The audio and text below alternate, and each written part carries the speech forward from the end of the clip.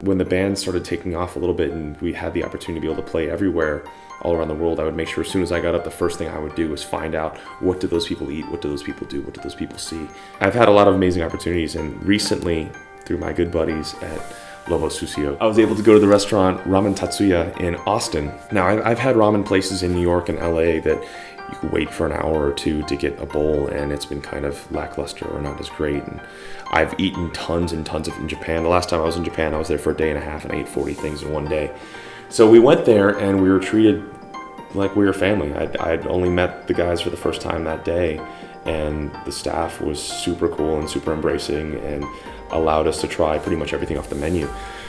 The first thing I noticed was that this was as good as Japan, which is something that it's a huge statement coming from a Japanese person who's eaten thousands of bowls of ramen their entire life from their Japanese mother and from the country itself.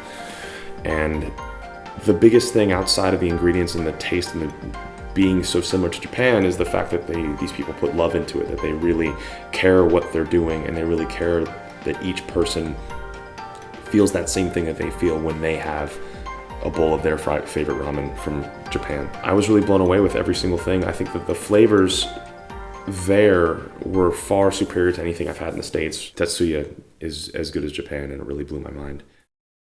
So I've been able to have Japanese food pretty much all over the world. I've been able to have ramen in almost every single continent, including some pretty unexpected places. Being half Japanese, or being Japanese, I like to call myself, I like to be able to say that this is as good as it gets. This is as good as Japan. Chances are most Americans don't get to travel outside of their own state. Some people in Austin may not be able to leave Austin or Texas that often, but if you want to taste what ramen tastes like in Japan, this is definitely the place to be. So make sure you guys come down here. I'm blown away.